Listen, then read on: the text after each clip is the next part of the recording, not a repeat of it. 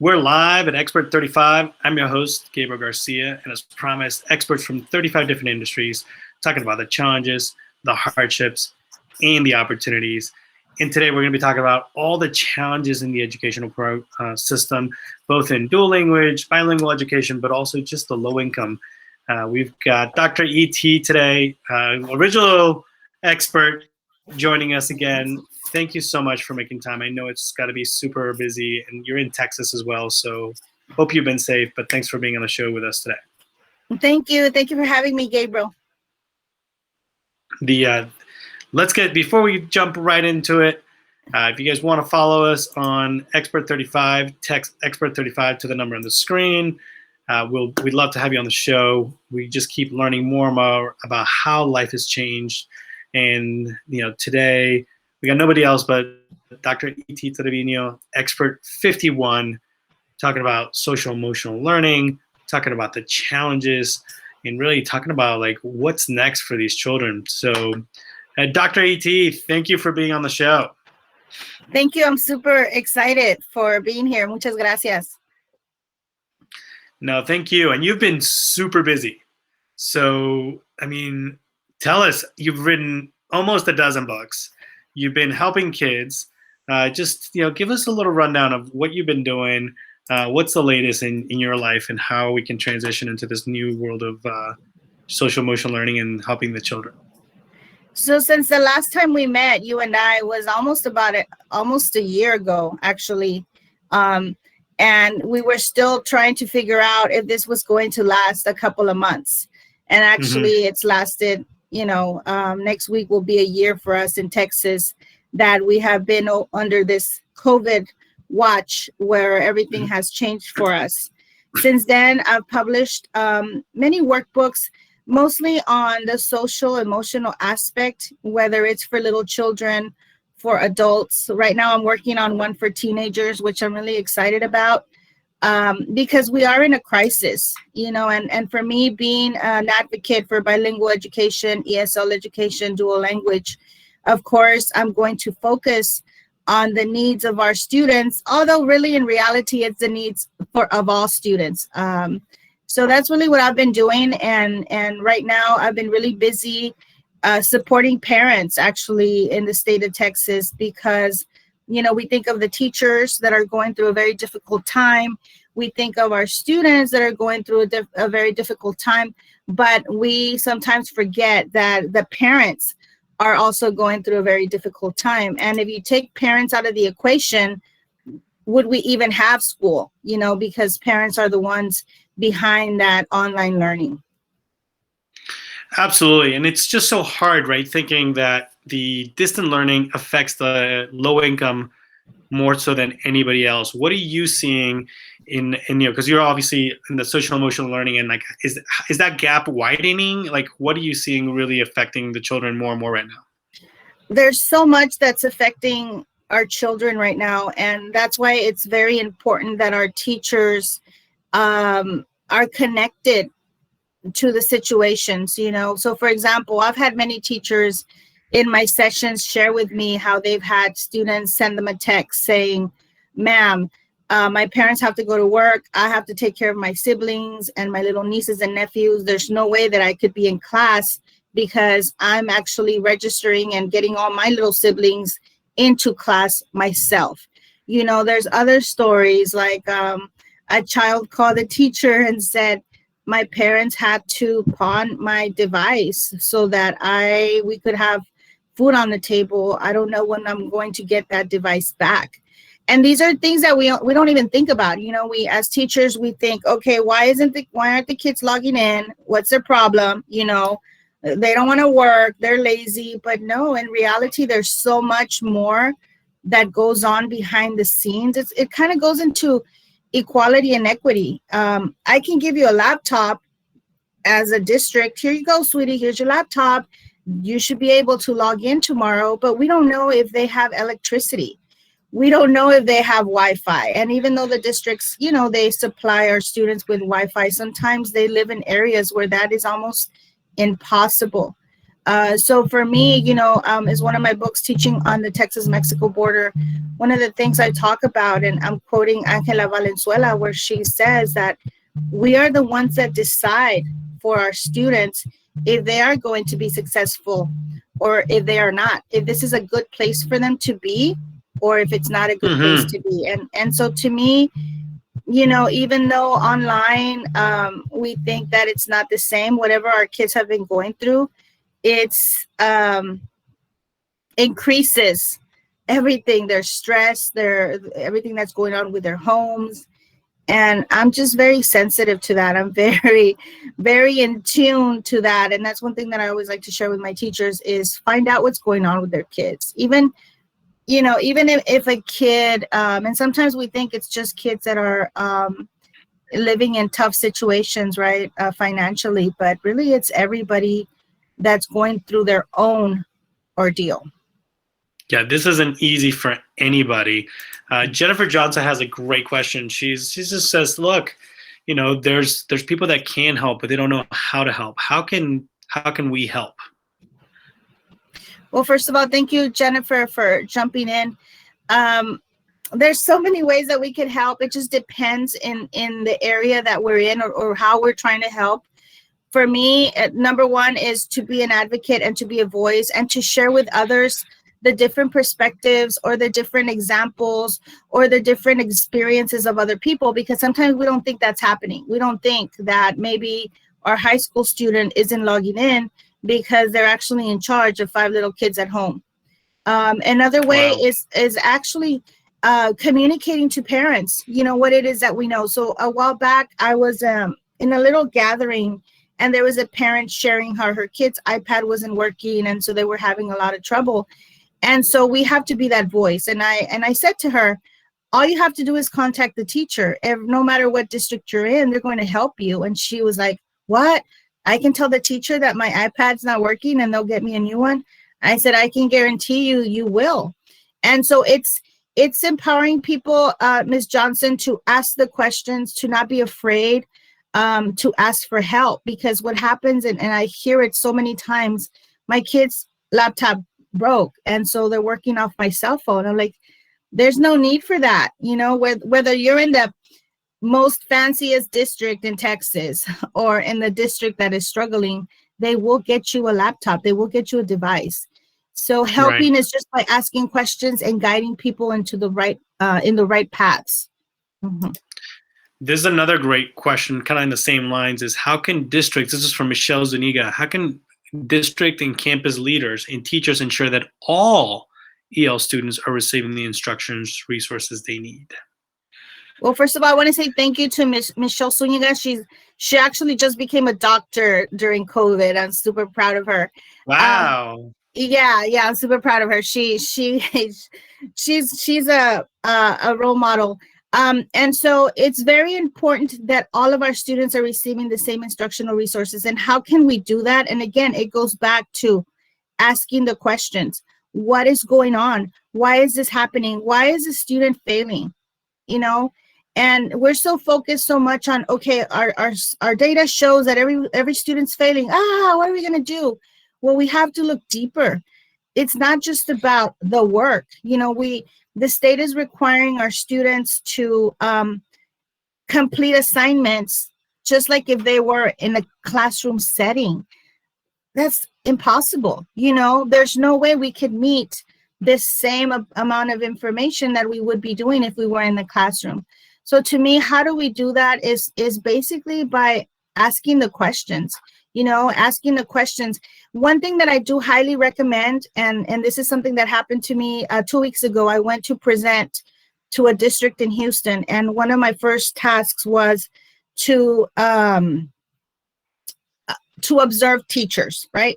And in the morning, that's what I was doing. I was just behind the scene in the background, and I, for the first time ever, I saw, because I would always see as a parent, I saw a teacher, amazing teacher, and she had kids face to face, and she also had kids on the camera, right? Plus she had parents, because you have those parents. What's the teacher doing? Is she doing a good job? And I thought, what a stressful time for a teacher. she is teaching. So she's teaching the kids face to face, being the best that she can. And then she's being a teacher to the kids online.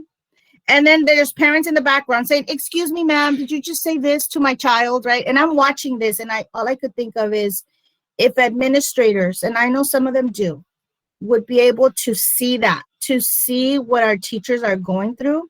And then at the same time, see what the kids are going through, because behind the scenes, I could see little kids in their little blankets with their pillow, you know, drinking water. You could see their background. And so there, to me, all I could think of at that moment was, wow, this is, if everybody would understand just what our teachers are going through, what our students are going through, and what our parents are going through, then we would be able to come up with some kind of a strategy that levels everything out equally for everybody.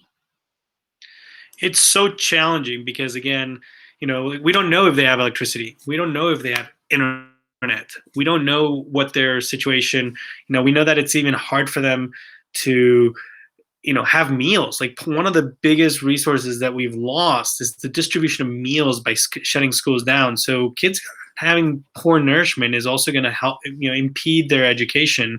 So, you know, what would you think is, who's the right person to get involved? Is this like a state? Is this a federal? Or is this just like community needs to get together and build? You know, I love your question, because this is something that I always think about. At the state level, you know, governmental level, all of that, it needs to be, we need to have people there who have that experience of being a teacher. It's, again, like me telling you, being in that teacher's classroom, watching how she's doing 1,000 tasks at once. Because until you experience it, how can you even know what to do, right? And as Jamie is saying here, the struggle is real. Now, there have been some districts here that have been in our region that have been very proactive, that they actually take the meals to the neighborhoods, okay? Because if I don't have a vehicle, how am I going to go pick up my food? I mean, hello, right? I might have, and it goes back to equity and equality. Yes, you may have given me the most beautiful computer in the world, brand new out of the box, but if I don't have electricity, how am I going to use it? So it goes back to the laws, you know, from back in the day, that equal is not equality. Just because I'm giving you the same thing doesn't mean we've done the best that we can, right? And so to me, looking at being at that level, to being at the state level, and recognizing, come and be in our classrooms. Don't just look from the outside, from the data, from what you see. You kind of have to live it, and you have to experience it, you know. And I've experienced all of this as a parent, you know, as a worker, because I work as a teacher, and it's not easy for anybody. Plus, add everything else to it. One thing, I did speak to somebody from TA a while back, and we were speaking, and we were talking about parents. And during that moment, the person shared with me that they were having a difficult time, you know, with their kids, and that their kids were crying. And all I remember saying was, you have a doctorate, you live in a fancy house, you have everything that you need, your kids have pretty much everything that you need, and you're struggling. If you are struggling and I'm struggling, and we have the social capital, we have the means, we know who to call if we have an emergency, can you imagine our parents that don't? That is the big question, you know. And so I think until we recognize that, things are not going to change. And yes, at the end of the day, we need scores and we need data, but also our kids need to be well mentally and emotionally. And I think that's the key, right? The social injustice, and Michelle Zuniga kind of steps in. Dr. Zuniga, now we know she's a doctor. Congratulations. Yes. That we do need to pivot. This social injustice is real. You're seeing it more and more now because of COVID and how it's affecting the different families and different levels of society. And I think it's just so great that you've been able to at least help the teachers, help the parents, and you're at least bringing this to light, right? What are the biggest stress that we need to be aware of right now? Is it with now the parents, or like where is it shifting through, especially in this socially challenged groups? In the parental sessions that I've had, and now when I have parental sessions, I actually asked my districts, you need to have somebody in the background that is a counselor, because I've had parents share with me very tragic stories or huge concerns that go above and beyond what I'm able to do for them, you know. And so the parent stresses are just, how do I help my child? I don't know technology.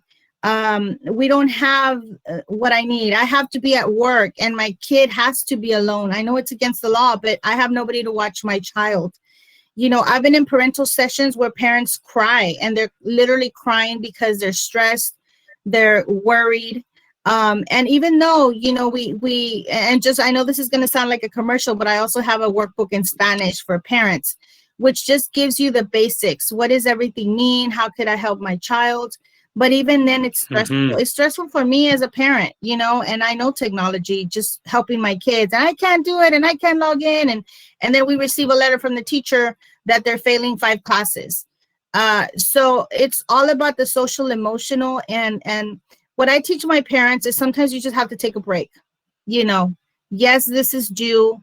Yes, the teacher wants it. Yes, it's a part of what the state requires, but your child's social, emotional is more important than this right now. And so I give them strategies on how to help their child, so then we can come back to the assignment or to the activity, and teaching them also how to communicate with teachers, you know, how to communicate. And sometimes it's hard, sometimes it's easy. Sometimes you have amazing teachers, which I'm blessed to have amazing teachers with my kids, and don't worry about it, we know what's going on. But then you have teachers that, you know, they're like, no, there's too bad, you know. And I'm thinking, where is your heart in this, you know? So here Miss Yvonne shared, we all have the heart with all and for more. She's actually a kinder teacher. Mm-hmm. And one thing that I do share with my parents again is that they are the motor that is running the show. Without the parents, we wouldn't have online. I mean, if we think we're doing bad right now, that we're failing and our kids are failing and no one's logging in, well, we had 0 parent support, we would have no students logging in. So our parents need credit, they need support in more ways than we can imagine. And it's not until we hear those stories and hear their own experiences that we're able to understand. But again, like I shared with you, we need to be in it. We need to be immersed in it. Mm-hmm. Such important information. My favorite part of the show, we talk about 3 things we should start doing now. Now, who do you want to focus your 3 things on? Is it the community? Do we want to focus on parents, teachers, or children? Well, I would like to focus on different, do a combo. Is that okay? Sure, let's do it. So for one, as teachers, we need to validate our student lived experience. We need to understand, and we need to be compassionate and look beyond just what we hear. Many students are not going to tell you, my house burned down yesterday, or we live in one little bedroom, and so I cannot turn on my camera because you're going to see my brother and my sister and my cousin. You know, there's so much more. Validate that student experience, ask some questions, and honor it. They're not going to be lying to you about it. My other one is, as parents and as teachers, maintain a positive momentum. You know, one of the questions that I like to ask myself is, who do I need to be right now to make this happen? Who do I need to be? I need to be brave. I need to be excited. I need to be motivated, and I need to be positive. That is very important, maintaining that momentum, because if we give up, you know, and sometimes when I need momentum, I dress myself up and I'm like, okay, I feel horrible, but at least I look okay. You're better than okay, from one of my books. And then the most important one to me, the last one, is, of course, treat yourself. Be good to yourself. As a parent, as a teacher, be self-aware. Understand when you need that break. Understand when you need help, when you need support. Because if we are not in a good place, there's no way we can be in a good place for our students or be in a good place for our own children. And so those are pretty much, if I were to grab some here and there, it would be to validate and respect the student experience, continue with your positive momentum, which means, who do I have to be right now to make it, to thrive, And then the last one is be good to yourself. Man, such great advice. Love having you on the show. Dr. AT, if you want to get in touch with her, text expert51 to the number on the screen. She is doing so much for the community, and especially the Hispanic community along the border. We're going to put a little slideshow of your books, but again, just the best advice coming from you. We really love what you've been doing, and thank you so much for being on the show today. Muchas gracias for inviting me. I appreciate you guys so much. Muchas gracias. No, a ti, muchísimas gracias. Nos vemos pronto. Guys, that was Dr. E.T. from Expert35. We would love to hear more about how to get involved with the community, how to help a lot of this social injustice, and moving forward. We just can't thank her enough for everything that she does.